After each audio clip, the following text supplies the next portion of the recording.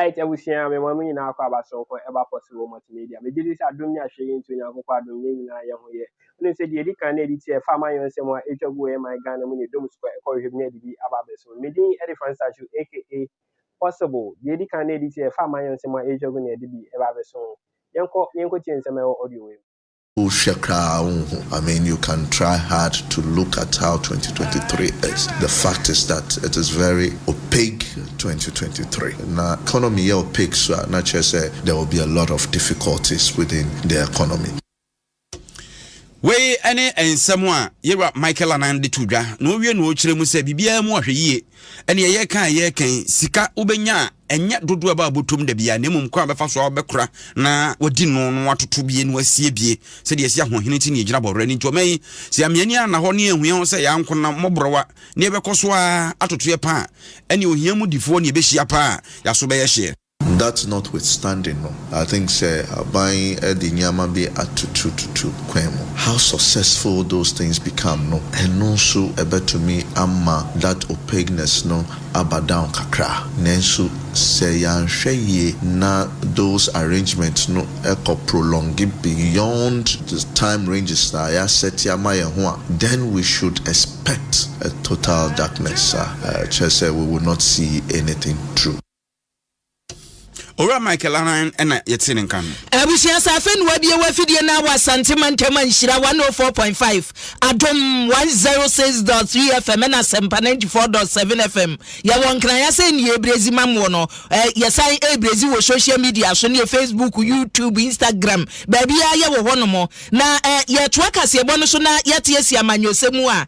NDC amanyo ko ni yedi buro nya wie ye ya ni enkrata ade binam. Enra se ni asia Santimantem to project amanfo enam ya wo che niema na mpanimfo se hey wana ka che mo se ye fam fichire ne chade momra ye na so ansa ya che se emu huru sa na ne fufura betomu ni se NDC amanyoko no mpanimfo ye National Executive Council no wakonhie mu no wakoye no ne abetwa dwane se bo awaye wadwe se obedi mrahye bedwadwa no e NDC amanyoko no na so obedi animu na wapre dwa no se wo kofa forms ya ye sidi simpim num no ene krado na hwe botom duwa no ayi ato wo fere forms ni wie na nya kukuduro na so be kwa mpade a 40,000 Ghana cedis na no so wo dia kamo na the forms no ko we yem na hye bedwadwa no na omo so ayi omutini e Dr. Kwabnado fo ne dom no yeso omo so o mantu akora no wo kwa akofa forms na abusuafo anini o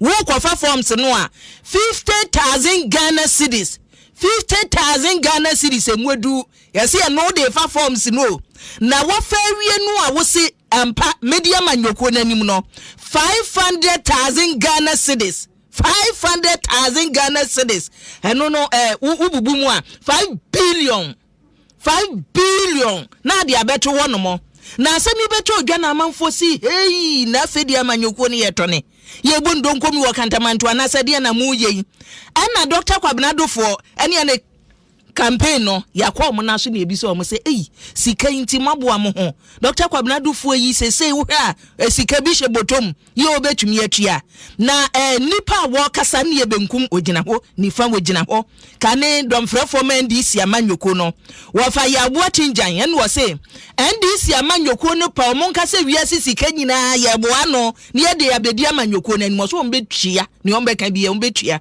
Oh yeah, but that one idea say about me. You have no because Congress Nangazanga Roman trans. You know, until movie the Council of Elders now almost switch to my that's all. Then you go ahead and do. You know, baby, and then you ready. Electoral commission so they filing feedback. Ready to be. Once you are ready to contest as a flag bearer, you need to be ready to pay filing fee and go for the baba.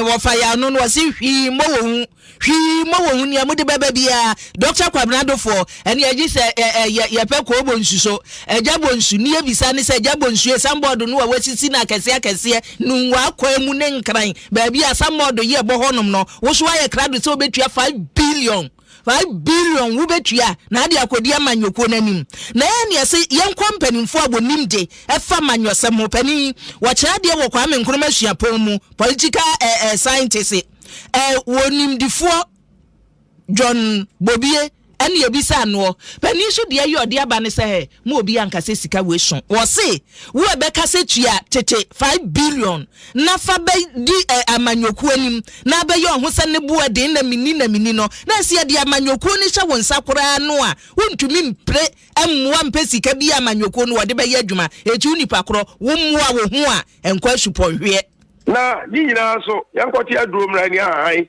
sikasam ene yenimfu a yenim transportation cost nipa na so no obemo bibia di yesa omo de ayasepan ene ekoye campaign no ene sa no ma ni nyina no and sana logistics bit is t-shirt wo banners wo flags and all those kind of things ya ni nyina be ba no nti abre bia ya omo pe nipa wo ye capable not necessarily say onu adi ni bottom skaba wo ye capable so betimi abo edoma no adi nachi ama dom no support no ama na timi akọ anya sa pa dia ene going to parliament a very limited some few but uba ye Ghana politics na ha na ya na reho no ba no that spirit say ya huru say asemasi obo modern ye nyina ye nkamom fi esika nta na chi no ya na enta ni ho ni nyina afiri enipa bi omkoya ni suba bi omda na die ena ama community no kwa bi so no sa voluntary spirit, the readiness to support one person.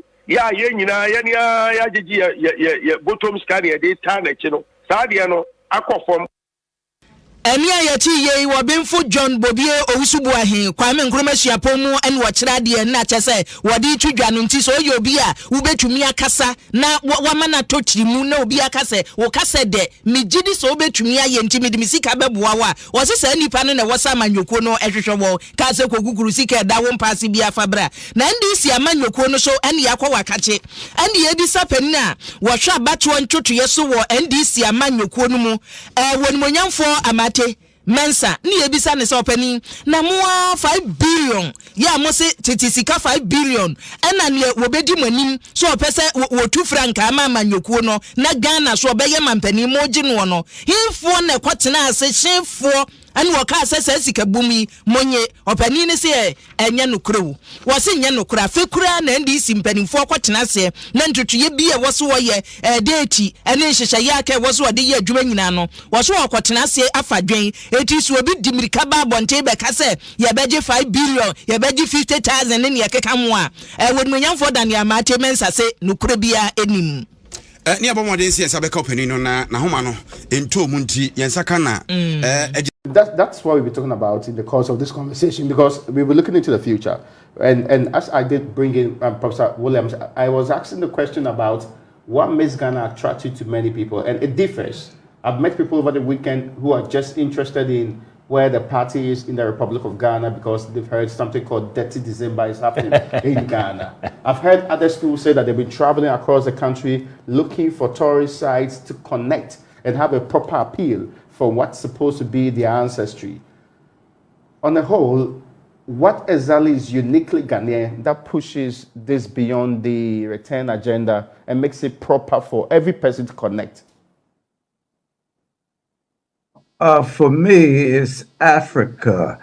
I'm early on, I'm a Pan-Africanist, and it's just getting to Africa. Ghana does have, unique characteristics, largely as Diallo mentioned in Nkrumah, and early on, it was a citadel. Malcolm X called it a citadel of Pan-Africanism.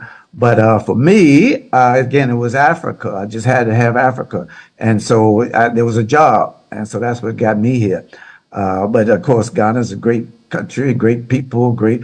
But I could, I'm not nothing against Ghana, but I could be in Dar es Salaam, I could be in Dakar, I could be in Bamako. But I'm here in Ghana, I'm very happy. But it's a rising of consciousness amongst African people globally that Africa's home and this is where we belong. Is that really what the truth out there is? Yes, Professor Williams, because there's still a lot of thinking that this is a place that's backward, this is a place that's not evolved, this is a place that lacks development in many facets, and much of it, I mean, some of it is true, actually.